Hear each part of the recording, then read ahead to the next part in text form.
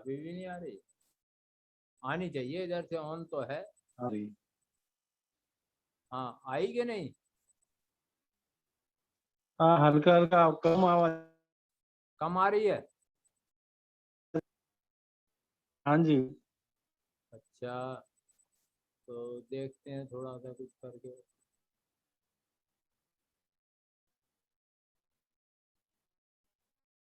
अब कैसी आ रही है अब? अभी ठीक हुई कि नहीं थोड़ा आवाज? ठीक है। अब ठीक है? हाँ, अभी ठीक हो गया। ठीक है जी। अच्छा, ठीक है। हाँ ठीक है गुरुदेव जी। हाँ हाँ। हाँ जी। तो भी कुंडलिनी शक्तिपात होने के पश्चात कुंडलिनी जागरण का अनुभव होता है, या कुंडलिनी का के जागरण का अनुभव वो शक्तिपात की ही पहचान है कि हमें साधक को शक्तिपात हुआ है। अभी हम ये बताएंगे कि कुंडलिनी जागरण के प्रारंभिक लक्षण क्या हैं। तो प्रारंभिक लक्षणों में जो साधक होता है, एक या अनेक, कई हो सकते हैं। अगर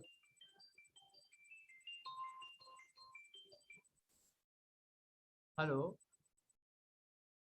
क्यों नहीं खुल रहा? देखो अपने चेक करो, इधर से हमने एडमिट किया था।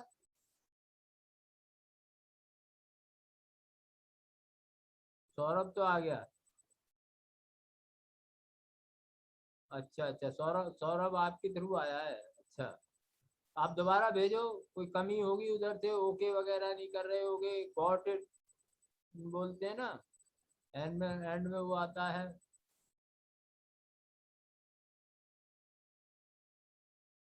एरर का मैसेज आ रहा है, तो उसको, सूरज का नंबर है ना आपके पास, उसमें लिंक में। हाँ, सूरज से बात कर लो। हमने तो इधर आपको किया है एडमिट, फ्रॉम सौरभ।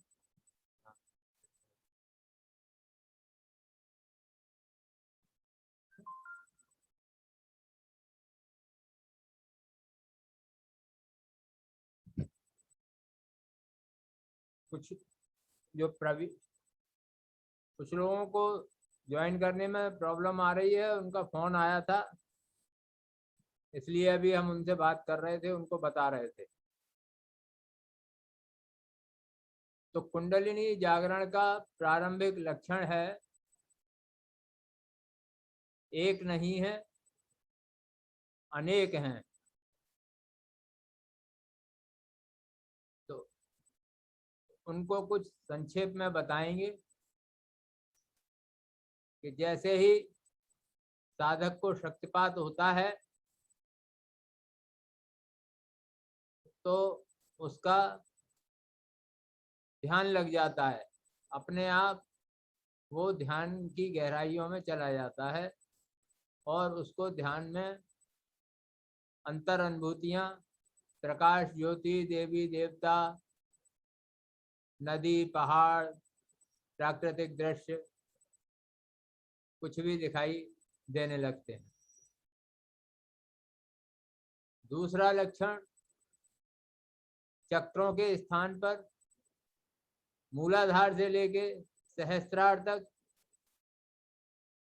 जो 7 चक्र हैं, उनके स्थान पर प्राणवायु की हलचल महसूस होती है।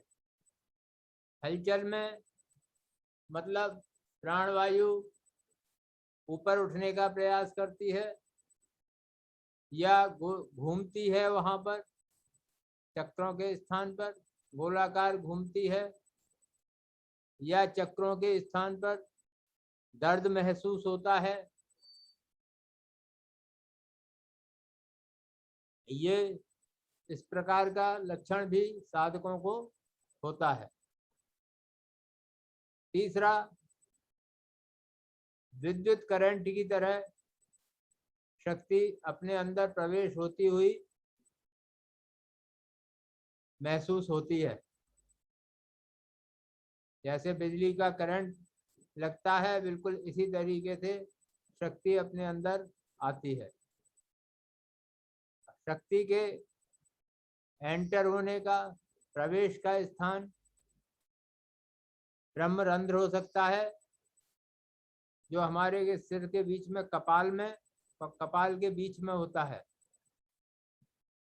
कपाल आप समझते होंगे, छोटे बच्चे का के सिर पर हाथ रख के आप देखें तो वहां पर धड़कन सी होती है, हृदय की तरह से कपाल धड़कता है।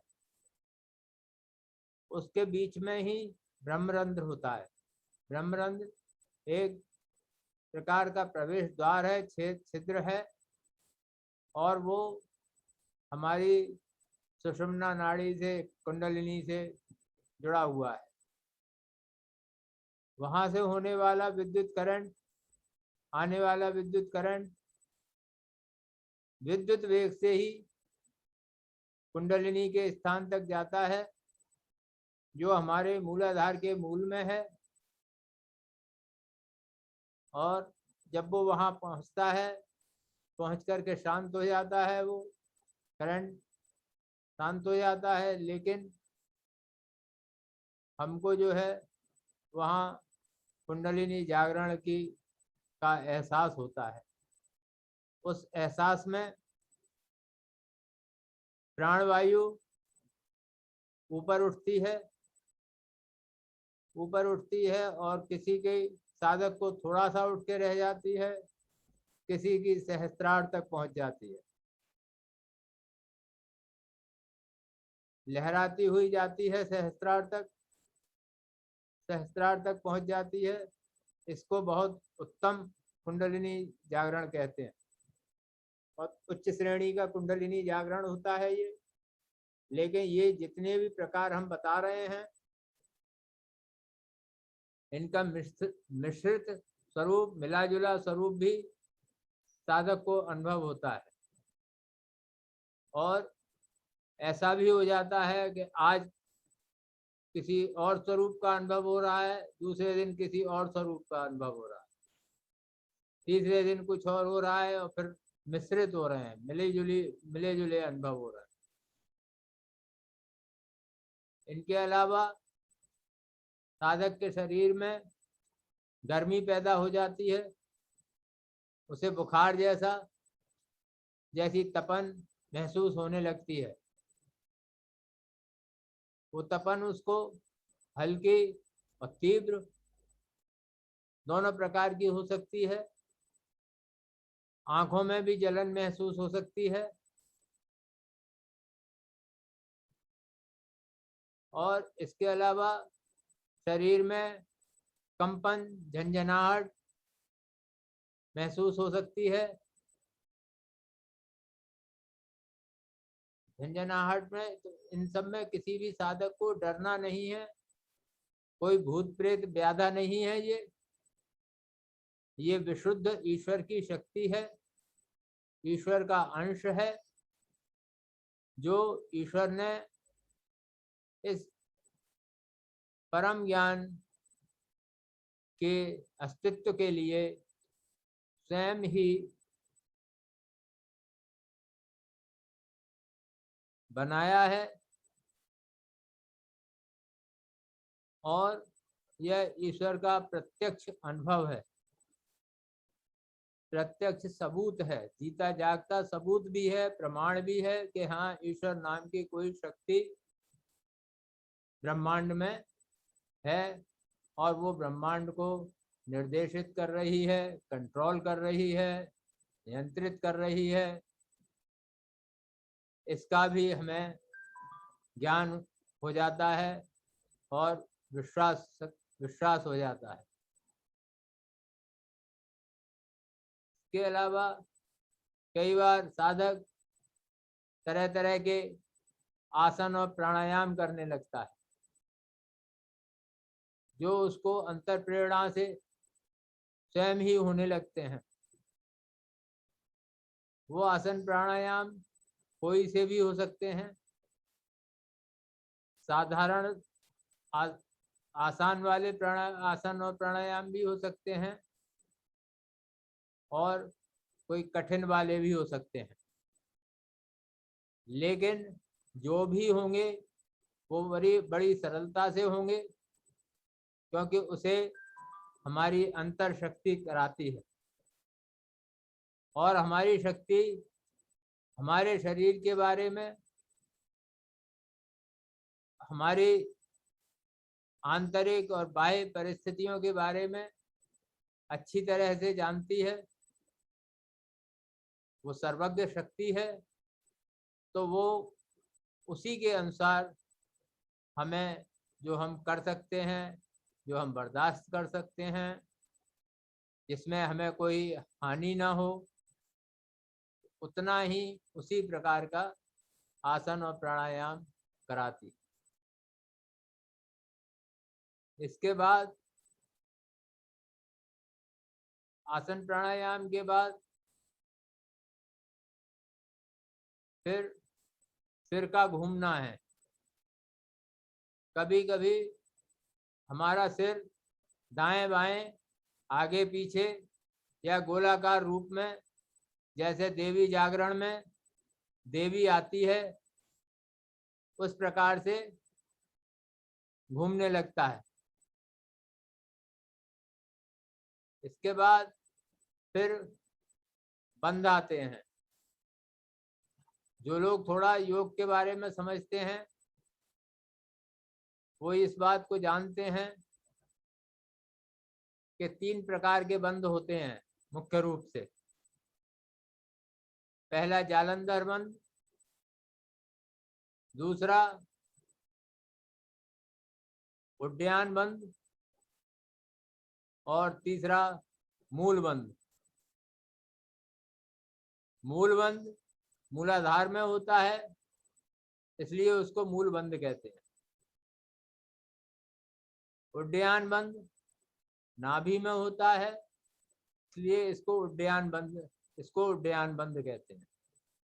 जालंधर बंद में हमारी जो थोड़ी है वो गर्दन आगे को झुक के और थोड़ी हमारी सीने से कंठकूप में अपने आप ही लग जाती है।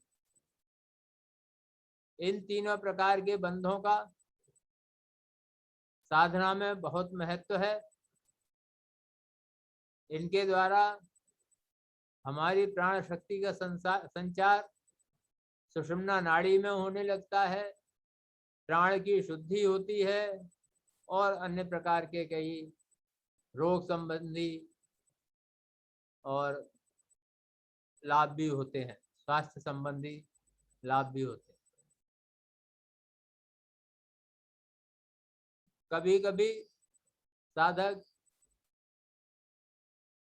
हर्षित होता है, आत्मानंद महसूस करने लगता है, अपने अंदर बड़ी सुख शांति और आनंद की को महसूस करने लगता है और उसमें वो नाचने गाने भी लगता है। स्वाभाविक रूप से नाचने लगता है, गाने लगता है। तो ये भी लक्षण जो है साधक के अंदर देखने में आते हैं। लेकिन जब साधना आगे बढ़ती है तब धीरे धीरे जितने भी ये उछल कूद वाले अनुभव हैं ये शांत हो जाते हैं। जब इनका काम पूरा हो जाता है, इनका लक्ष्य पूरा हो जाता है, तब ये शांत हो जाते हैं। इस प्रकार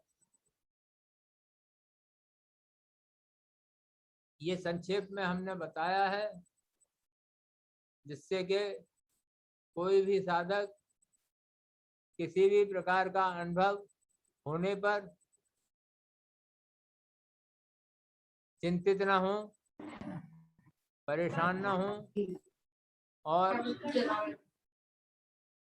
हमें किसी भी वक्त फोन के द्वारा भी पूछ सकते हैं, क्लास में पूछ सकते हैं, क्लास के अलावा पूछ सकते हैं, कभी भी हमसे उसके बारे में जानकारी ले सकते हैं कि मुझे ऐसी क्रिया हो रही है, ये अनुभव हो रहा है, इसका क्या मतलब है, इससे मुझे कोई हानि तो नहीं है। तो वो भी पूछ सकते हैं। फिर जब हमारी साधना आगे बढ़ती है तो हमें और अनुभव होते हैं, और गहरे अनुभव होते हैं। उन गहरे अनुभवों में नभो मुद्रा होती है। नभो मुद्रा में हमारी गर्दन पीछे की ओर चली जाती है और हमारी अंतर्दृष्टि, हमारा ध्यान वो सहस्त्रार में केंद्रित होता है। उससे हमारा सहस्त्रार खुलता है और आज्ञा चक्र खुलता है, और जालांधर बंद अभी हमने बताया था, उससे हमारा कंठ चक्र खुलता है, और जो प्राणवायु है वो सीधे सुषुम्ना में जाती है। जालंधर बंद लगने के बाद प्राणवायु सुषुम्ना में प्रवेश कर जाती है, और सुषुम्ना में प्रवेश करना योग की दृष्टि से बहुत ही ऊंचे स्तर की साधना का अनुभव है। इसी प्रकार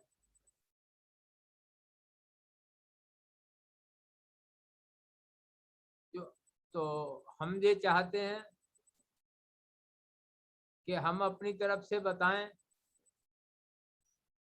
उसकी बजाय उसके स्थान पर जो साधक नियमित रूप से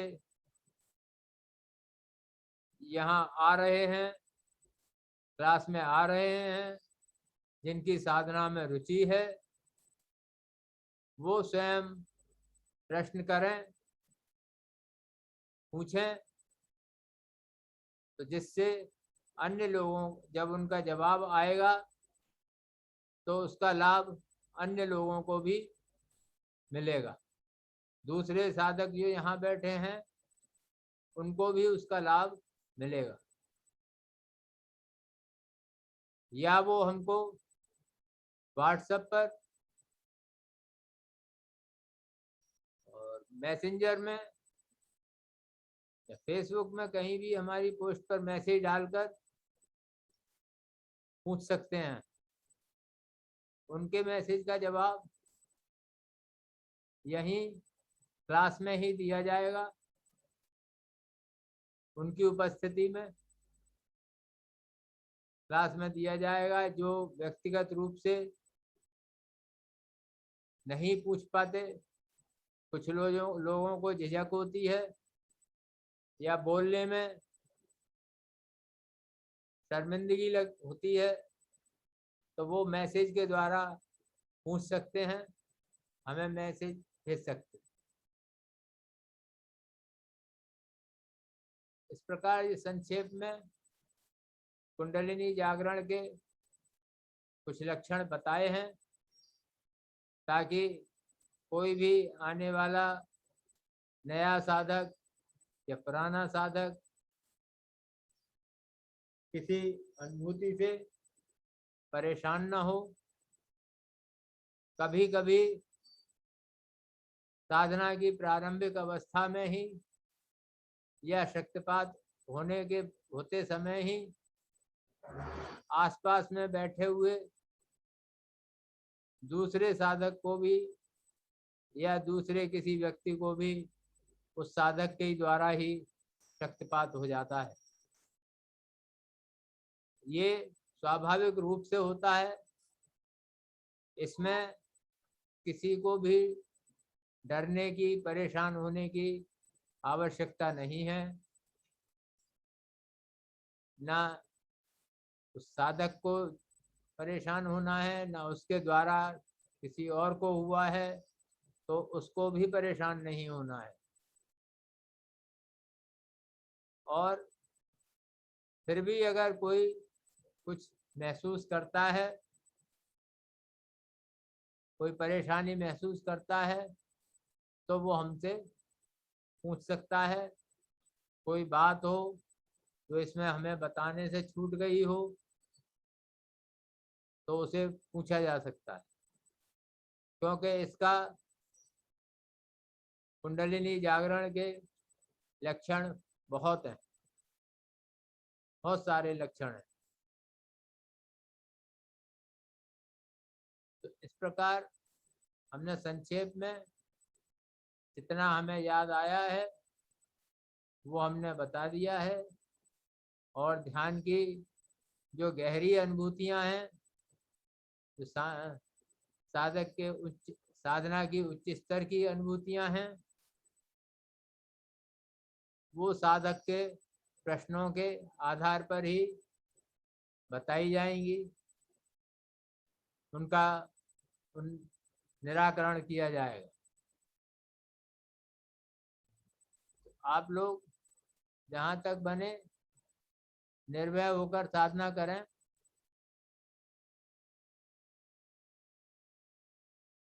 और परम पूज्य गुरुओं पर, भगवान नित्यानंद पर, सदगुरु मुक्तानंद पर भरोसा रखें। आपके पीछे असंख्य सिद्धों का बहुत बड़ा गुरुवंश आपकी रक्षा के लिए खड़ा है। आपके ध्यान के आलंबन के लिए, ध्यान को उच्च स्तर तक ले जाने के लिए पूरा गुरुवंश आपके साथ है। जिस प्रकार कोई बच्चा जब किसी कुल में जन्म लेता है तो जन्म लेते ही वो उस कुल का, उस परिवार का अंश हो जाता है। और अंश होने के साथ साथ उस परिवार की समृद्धि, वैभव, उस सब के साथ उसका जुड़ाव हो जाता है। ऐसे ही शक्तिपात होने के पश्चात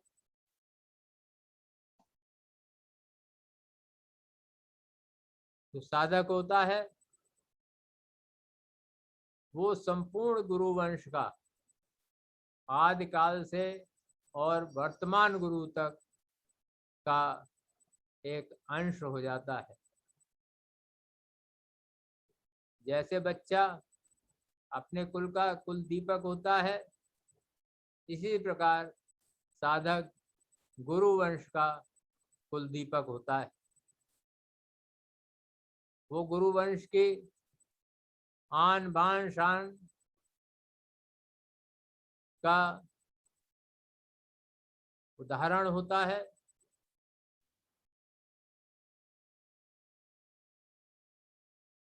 गौरव होता है।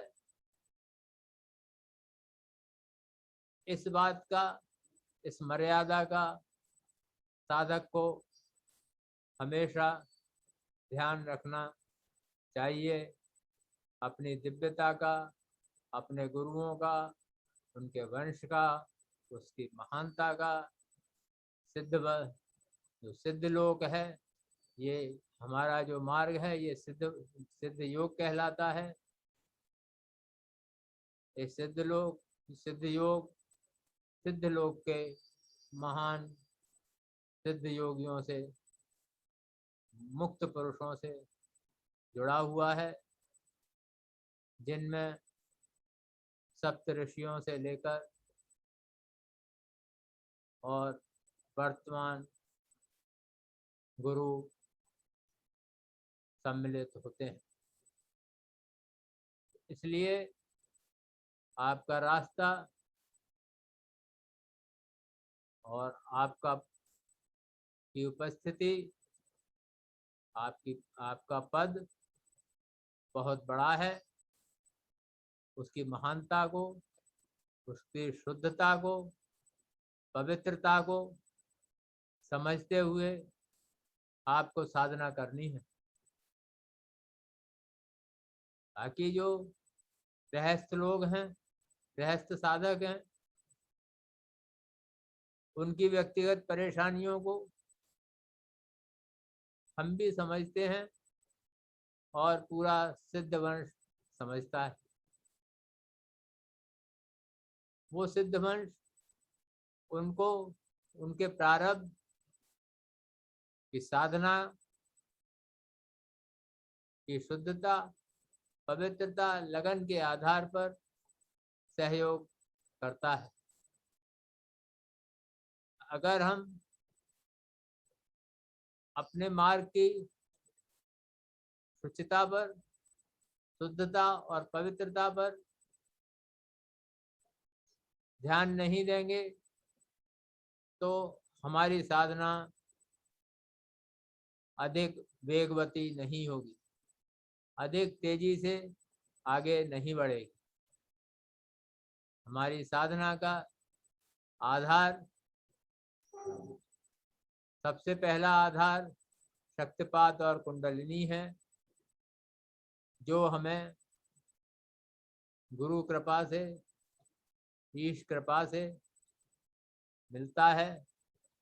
लेकिन उसके आगे की यात्रा, जो अंतर यात्रा है, उसमें हमारा भाग भी, हमारा अपना योगदान बहुत महत्व रखता है।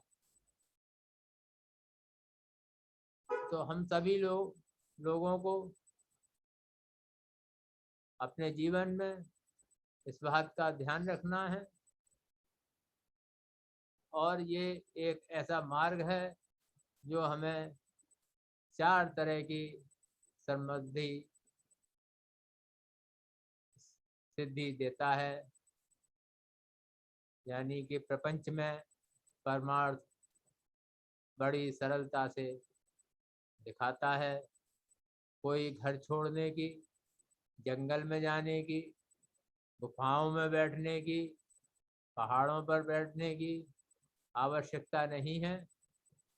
आप घर में रहकर ही इसको बड़ी सुगमता से कर सकते हैं और इसकी